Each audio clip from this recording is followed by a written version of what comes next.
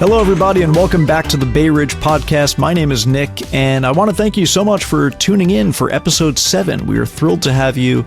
If you're joining us on Apple Podcasts and Spotify, welcome aboard. And if you prefer the video format, where we have our friend throw up some images as we talk, you can find us on YouTube, and thank you for tuning in there. Now, that said, if you are finding us on Instagram, maybe you caught a reel or you caught some of our throwback series, I invite you to subscribe to our channel on YouTube so you never miss an episode. We try and keep things pretty tight and compact. We do these 20-minute episodes every 2 weeks or so. Maybe we slip a few days here and there, but the best thing you can do, costs you nothing, hit that subscribe button so you never miss an update. So with that said, we do have a lot to unpack today. And we're just going to kick it off with the Battle of the Bartenders. Now, we mentioned this last episode, and it was supposed to be taking place Monday, June 22nd. That has been postponed. We were waiting for the location. We tried to break the story. We came up with some rumors. We had a little fun on the last episode figuring out where they might hold the event. It was originally scheduled for OLA parking lot. And merchants just posted, so what it sounds like, it's going to be another walking tour. So probably based off the success of Pizza Wars, which was such a great and fun and exciting time, where you kind of walk around the whole neighborhood, get your steps in, and burn off the calories. It seems like that is what they're going to do for the Battle of the Bartenders. And I honestly think that's the better approach, rather than just hanging out in a parking lot for a few hours, drinking 4 ounces of alcohol. Now, it's an event. I think there's going to be bingo. There might be a scavenger hunt. But the biggest news is that they're postponing this until November. So this is kind of one of those events that we don't have to worry about for a few months. But as it takes shape, we will be tracking the story. Now, vendors already signed up, as far as I know. Kitty Kiernan's, Wicked Monk, it looks like Cebu, Iguazu, newcomers Campos Taverna, reigning defending champions Puertas, and The Corner. There might be more. This is just based off the Merchants of 3rd Avenue Instagram post that I saw. But once again, that's going to be Saturday, November 7th, starting at 12 p.m. We will track this. It's a few months down the line. But I think that works better than a Monday in a parking lot. So hats off to the merchants. As you know, the merchants never really miss with these events, so it should promise to be a wild time. Now, what I like about the walking tour angle of this is that it really gives the bartenders home field advantage. Rather than mixing drinks in a crowded parking lot, they know their bar, they know where all the materials will be, and as far as I know, they're still going with the cucumber vodka concoction. So as of now, tickets are $40 still, and there should be a shuttle bus. So after like the 48 ounces of alcohol, maybe you're stumbling towards that last location, the shuttle bus will be there to carry you home. So again, Saturday, November 7th, 12 p.m. We will keep tracking this event, but it should be a wild time. Stay tuned to the merchants for further updates on that. Switching gears, I want to talk about the summer ferry service, which opens up South Brooklyn to include Bay Ridge now, so that you can get to Wall Street, you can get to Dumbo, you can get to Brooklyn Bridge Park, and that is taking off from 69th Street Pier. So this is extending service to Bay Ridge on the weekends, and I mean, it's a great way to commute. For $4.50, I think it is, you can enjoy probably the best views in town as you travel to downtown Manhattan. Now, I was just in Manhattan the other day. It coincided with the Knicks' victory, but I was at a separate event, and the R train, as you know, is like a meme trying to get home.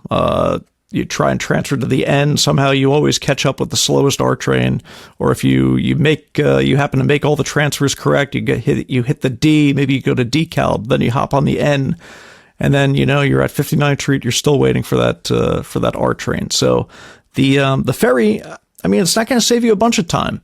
It's still about 50 minutes to Wall Street, but again, for the views and the convenience, and really you get to look at the Statue of Liberty. You get to go really travel in style. I think this is a great thing for the summer. Now, this is a pilot program, so they're going to be looking at ridership details. Is anyone using the ferry on the weekends? Are they enjoying the Bay Ridge stop to get people to the Wall Street? So if you want this to be a future thing, by all means, check chip in the $4.50 and take it. Now, the other cool thing is you can bring bikes on the ferry. So I know city bike is a big issue in Bay Ridge. We'll probably cover that in another episode. But yeah, you can bring your bike if you're not renting your city bikes, and you can take those on the ferry as well. And you can see we're running through these stories pretty quickly because the last episode, I feel like I kind of dragged on. We were talking a lot about zoning. I started going to sleep myself explaining what an R7X is versus an R6A. But that said, a lot of people did reach out to me on Instagram and through email and said, Nick, please cover 9818 Fort Hamilton Parkway. And for a second, I had to try and picture where that was. And once I did, I realized it's kind of a throwback. So we're going to walk through all of this. So this is a property that I haven't really thought about since I was a kid, going to St. Patrick's and visiting the fort and hanging out with my classmates, under the bridge, playing basketball, etc. But this is essentially the Bay Ridge Community Development Center, and this is the former St. John's Church property. So also known as the Church of Generals, right? So there was a big Community Board 10 meeting. I tuned in, I streamed it 2 hours, so you didn't have to. But unfortunately, I tuned in just for this story, and they sort of kicked the can down the road. They were supposed to be voting or talking about the project. They decided to punt till September. So we will see in September what CB10 has to say with their formal recommendation. Last episode, if you want to dive deep into zoning, we talked about Staples and we talked about the Pizzeria Uno location. Here, we're just going to run through it quickly. So the current property is an R4B, and they want to rezone to an R6A. Now, the R6A should sound familiar for my dedicated dozen listeners out there. The R6A is what CB10 pushed back on for the Staples site. They want to do an 11-story building, and R6A allows for a 6 to 7-story building. So that's what the Bay Ridge Development Center is looking for. That said, they aren't looking to build 6 stories. They are looking to expand their center, but right now they're looking at a 4-story community facility, and that's going to be roughly 33,000 square feet. So from what I read, I did the research. It's going to include the existing church property and the rectory portion. I know there were some people at the Community Board 10 meeting wondering about the housing to the right of the property or the left, depending on which way you're facing. But it sounds like no housing would be taken over. It's really just the church property and the rectory. So one thing to flag is the current proposal does not include on-site parking. So that is causing a bit of a stir within the community because Fort Hamilton Parkway, you think about it, it's a 2-lane road, and that's kind of my secret route. I don't know if it's much of a secret, but when I go onto the Verrazano Bridge, I like to go down, even though it's well out of the way. I go to Fort Hamilton Parkway, bust the left, and then take that to the Verrazano Bridge. I do the same thing coming off the Verrazano Bridge as well. But really, if someone decides to double park, I mean, you're pretty much dead to rights. There's nowhere to go. You just got to hope that the cars on the other side are passing so you can kind of scoot over. But that is an issue. So community is pushing back. Now, what will the building be used for is another hot issue. So right now it's a community center offering social services, youth programming, recreation, other neighborhood services. I think there were plans for a gym, a basketball court, some swimming pools. And again, now that we've punted to September, we'll go through all the details later on. But I think there's talks of doing 2 basement floors for a pool or what have you.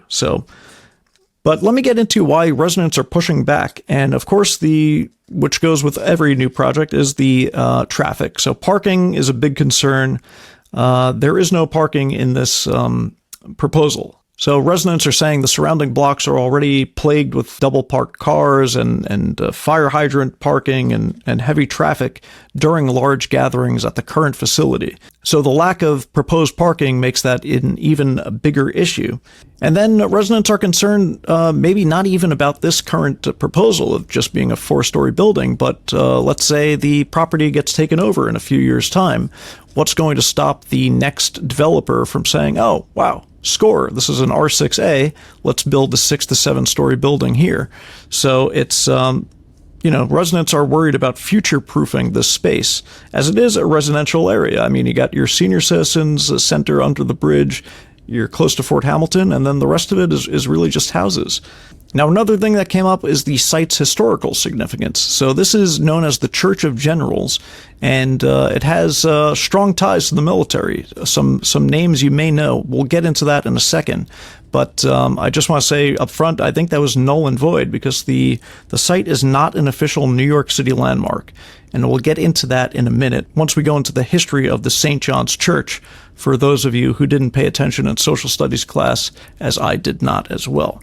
So we'll revisit this again in September, but, the main thing is residents are wondering what portion of this building is going to be used for community resources, a community center, is it going to be religious activity, or a combination of both? So what I think will be addressed in the September meeting is what percentage of the building is going to be designated to community programming, and what, if any, is going to be dedicated to worship, and which funding source will pay for what. So a lot of people reached out. We will follow the story, but I want to talk a little bit about the history of St. John's, the Church of Generals, because once I Googled the property, it kind of activated some neurons in my brain and dug up some memories from my childhood. So the church was founded in 1834 when Fort Hamilton was a small military village, and its proximity to the Army base led to the name of the Church of Generals. Now, a name you may remember, Robert E. Lee, apparently attended this church when he was an Army officer. He was stationed at Fort Hamilton as an engineer and served in the church from 1842 to 1844. And then your boy Thomas Stonewall Jackson, he attended and possibly was even baptized at the church in 1849. So why isn't the building a New York City landmark? Well, the original wooden house was demolished, and the stone wall building is not connected directly to Stonewall Jackson and Robert E. Lee.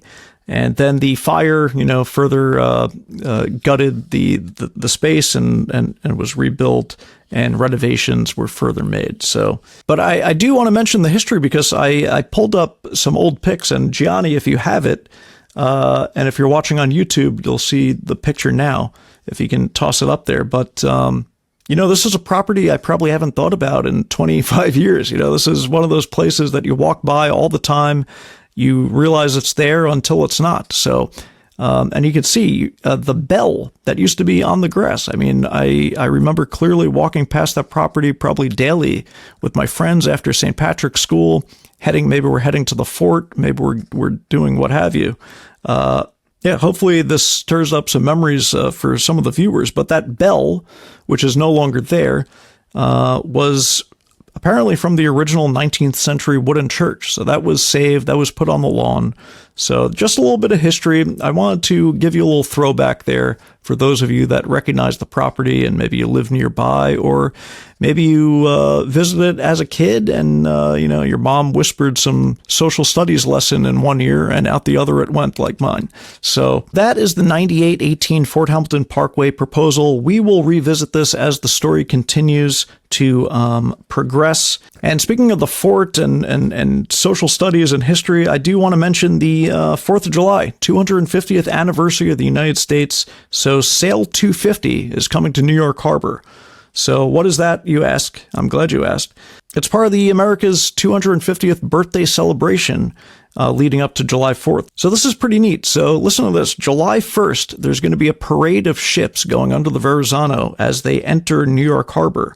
So we're talking tall ships, military vessels, international sailing ships, historic vessels from around the world. They're all coming to New York Harbor. And of course, how are they going to get there? They're going to pass under the Verrazano Bridge.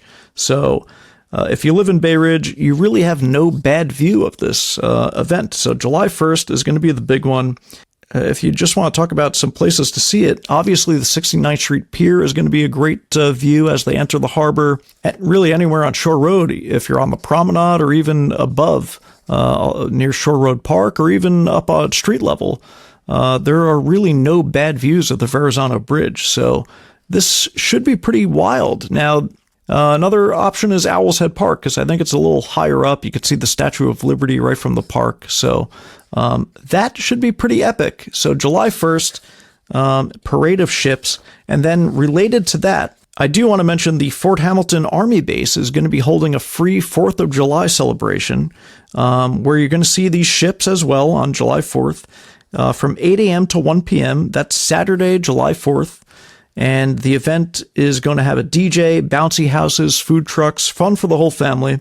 And it's really meant as a place to watch the ships from the base proper. So that should be neat. Now, Fort Hamilton, you do have to register for this event. It is free, like I said, but you do need to register, and registration closes, I wrote down here, June 26th. So if that's something you want to go to, bring the kids, bring the family, have some fun at the Fort Hamilton base, that is something to look into. I remember going as a kid to the fort to see fireworks on 4th of July, so they were pretty epic back then. They had music, etc., the whole 9 yards. I can only imagine what they're going to do for America's 250th. So that's something to mark on your calendar. If you want to register for that, just Google Fort Hamilton Base Sail 250, 4th of July, 250th anniversary. Any of those combos should get you to the right place. And look, Gianni is giving me the death stare, so I think I took too long with this episode. We had a lot to unpack, so I am going to switch over to the quick hits, and I promise I will do this one quickly. So Shore Road Summer Concert Series, that's going to be taking over your month of July. So on 79th Street and Shore Road, we have a few upcoming concerts. So July 7th, Head Over Heels is going to be playing your favorite dance hits and wedding favorites. July 14th, you have Mainsail, and they're more of a yacht rock, maybe a little Hall & Oates here and there, July 14th. And then July 21st, Radio Days, and they're kind of doing dance and party covers. So Shore Road Summer Concert Series, great a series of events over on 79th Street and Shore Road. I believe it's free. Check that out if you're interested and curious about it. You can find it all over Instagram, so that should be pretty wild. Another thing to mention is Feria Cafe is coming to 3rd Avenue and 73rd Street, right on the corner. Now, this is a property that used to be the Catch-22 location. If you can think back even further, I believe it was AM Bar, probably a decade ago. So this is a pretty good corner property. So another cafe coming to Bay Ridge. I reached out to them. I tried to get a date to see when they're opening. They just say it's soon, and it's TBD. So I looked at their Instagram. They have small bites. They have sandwiches, and they're making some interesting drinks. So stay tuned for that. Looking forward to that. Maybe they open in time for Summer Stroll, and they can join the party. And then speaking of Summer Stroll, of course, the dates have been announced, July 24th and August 7th. That's going to be Marine Avenue to 82nd Street. And then July 31st and August 14th, that's your 82nd Street stretch to 68th Street. So the last 2 Fridays in July and the first 2 Fridays in August, and they kind of ping pong which streets they will shut down. So I'm going to try and hit all 4. Last year I did 3. Hopefully, weather permitting, we'll be at all 4 of them. And that's always a wild time. This is the event in Bay Ridge. I book my calendar a year in advance because it's always a wild time. But I'm curious, what stretch do you like better for Summer Stroll? Do you like the Marine Avenue to 82nd Street, or do you like the 82nd Street to 68th Street? I feel like arguments can be made for both. My heart says the Marine Avenue one is a bit more kid-friendly. I think they have a bouncy castle right on Marine Avenue. And then you have your little cupcake place around there. But that said, there are also some great spots that spill out into the street. Obviously, you have your Wicked Monk, you have your Kettle Black, you have your Kitty Kiernan's, you have Malone's Chop House. You have so many great spots that spill out into the street. But don't sleep on the 68th Street one, because you're going to get your Baker's Bar, you're going to get your Poorhouse, you're going to get your Ammonia Cafe for the outdoor surf and turf at the end of the night. So I mean, both stretches offer something unique, and that's why you got to go to all of them. You never know what you'll miss. So Summer Stroll, we look forward to that. Stay tuned to Merchants at 3rd Avenue for future updates on that. But again, it's right around the corner, and we're looking forward to it. And then finally, if anyone is still listening for some reason, I just want to mention that Emphasis Diner, we all know it. It was there on 69th and 4th for over 20 years. They did unfortunately close their doors earlier this year. But that said, I do understand that they recently took over Royal Diner on 77th and 5th. So this is kind of a changing of the guards. So anyone who was sad to see Emphasis go, maybe you didn't get to say your goodbyes, know that the owners are now at Royal Diner on 77th and 5th. So check them out. It's the same gang. Check out the new location and say hi to Gus and tell him Bay Ridge Podcast sent you.